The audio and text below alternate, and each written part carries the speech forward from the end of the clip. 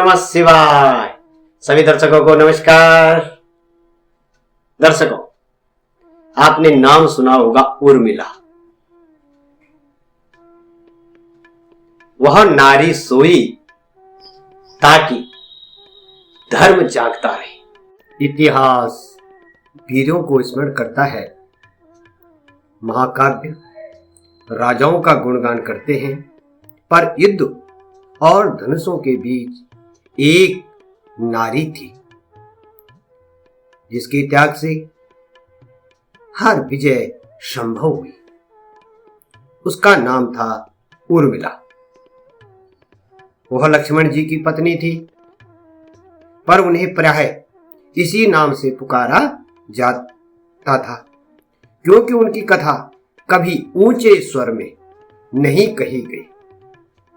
उनका नाम अधिक प्रसारित नहीं हुआ। वह इतनी मौन थी कि विस्मृति में चली गई। वनवास की वह रात्रि, जिस रात्रि राम को वनवास मिला, अयोध्या का महल शोक से कांप उठा। सीता ने वनवास चुना, लक्ष्मण ने कर्तव्य चुना, उर्मिला ने मौन चुना। उन्होंने नहीं पूछा वे ही क्यों। उन्होंने यह भी नहीं कहा मैं क्यों नहीं। उन्होंने यह सब समझ लिया जो और कोई न समझ सका। यदि लक्ष्मण को 14 वर्षों तक राम की रक्षा करते हुए जाना है और साथ में जागना भी है, तो किसी और को वह निंद्रा अपने ऊपर लेनी होगी। वह अदृश्य संकल्प उस रात्रि जब दीपक मंद पड़ गया, रोशनी कमजोर हो गई और अयोध्या सो गई। उर्मिला ने अपने नेत्र मूंदे, विश्राम के लिए नहीं, संकल्प के लिए। कथाएं कहती हैं उन्होंने मिलन की प्रार्थना नहीं की, सुख की कामना नहीं की, केवल शक्ति मांगी। उनकी निंद्रा मुझको दी जाए, मेरे स्वप्न मेरे पति की रक्षा करें। यदि धर्म को एक प्रहरी चाहिए तो मेरी जागृति उनकी बन जाए। और ऐसा ही हुआ।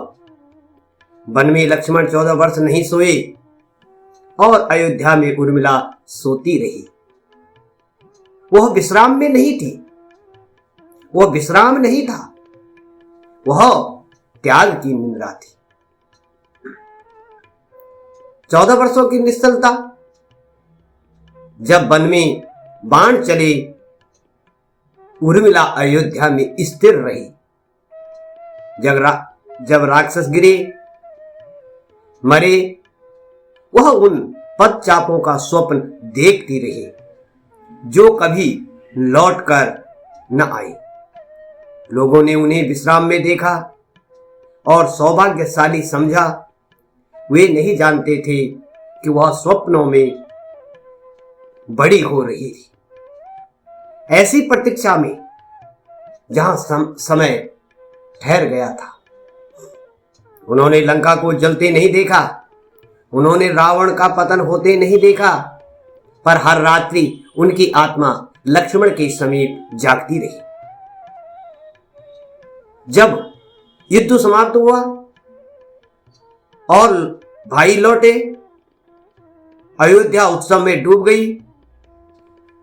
लक्ष्मण महल में प्रविष्ट हुए, अखंड, अडिग, और उर्मिला तब जागी। 14 वर्ष एक क्षण में बीत गए। उन्होंने दौड़कर उन्हें नहीं अपनाया, उन्होंने कोई आरोप नहीं किया, उन्होंने केवल देखा जैसे कोई असंख्य जन्मों से प्रतीक्षित प्रतिचारक सूर्य को देखता है। लक्ष्मण ने मस्तक झुका लिया, क्योंकि वो जानते थे उनकी जागृति की एक कीमत थी।